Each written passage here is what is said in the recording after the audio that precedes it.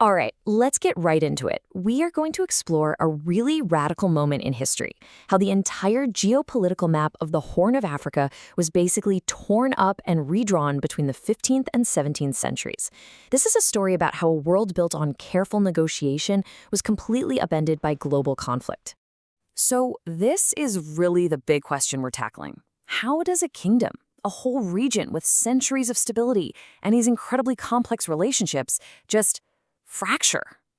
Well, the answer, believe it or not, can be understood by looking at two very powerful objects that came to define two very different eras. And here they are.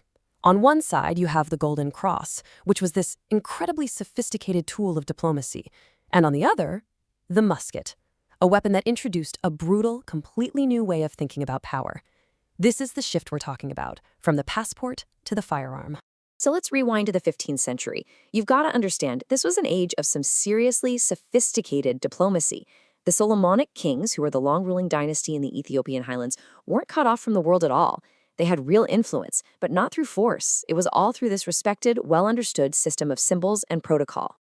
Now, this is the key. This passport cross wasn't just some religious thing. No, it was a physical extension of the emperor's power. When an envoy carried it, it acted as a sovereign seal. It was a signal to the Mamluk Sultanate, the huge empire running things from Egypt back then, that this person was untouchable, under royal protection. It was literally their passport to the rest of the world. And this is how the system worked, you see. The emperor would grant the cross, but the journey itself was often handled by Muslim Warji merchants. These guys were the lifeblood of the regional trade networks. They'd escort the envoys, and the cross was their guarantee of safety. It created this amazing symbiotic relationship between the Christian Highlands and the Muslim lowlands, all built on mutual trust and shared interests. But that entire stable world was about to be completely shattered. And the reason? Well, it's what happens when two global superpowers show up on your doorstep, the Portuguese and the Ottoman Empire.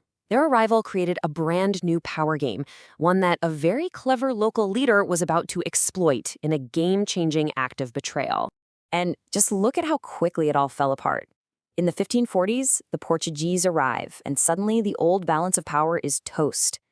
Just 20 years later, a northern governor, Bahar Nagash Yeshak, sees his opening and reaches out to the Ottomans for help.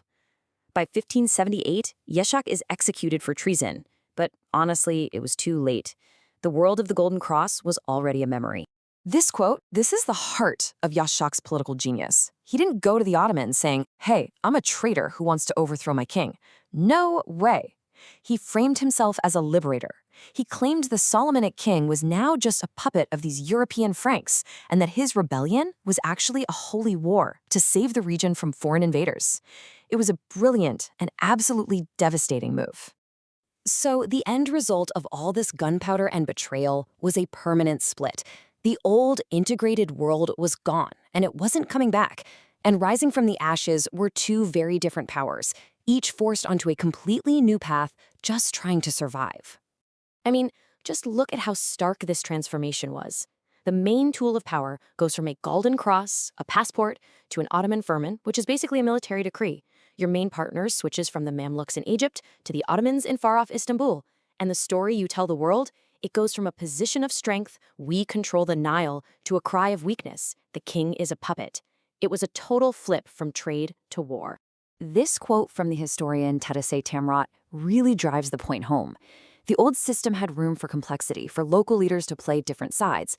After Yashak's move, that middle ground completely evaporated. You had to make a choice, an absolute choice. You were either with the Solomonic Kingdom or you were with the Ottoman-backed forces. There was no in-between anymore.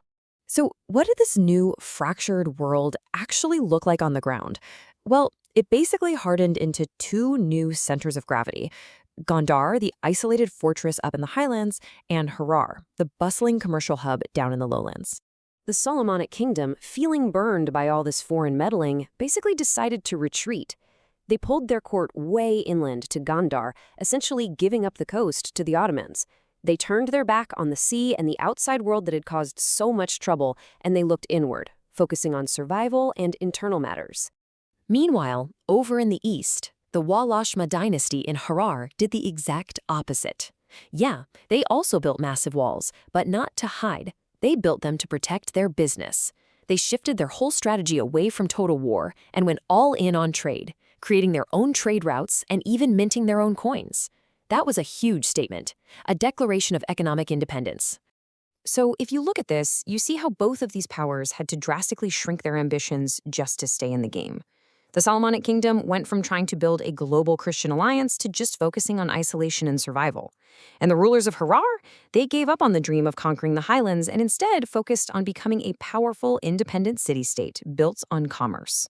And make no mistake, this great decoupling wasn't just some temporary phase. It created a deep and lasting division.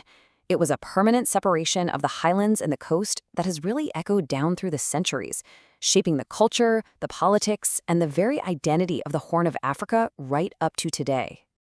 I think this quote from J.S. Trimmingham just perfectly sums it all up. Harar became the heart of the region, spiritual, commercial, connected, and Gondar became the fortress, defensive, isolated, trying desperately to preserve what was left of an ancient kingdom.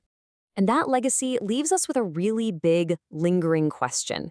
The arrival of Portuguese and Ottoman gunpowder completely broke the local ways of doing things in the Horn.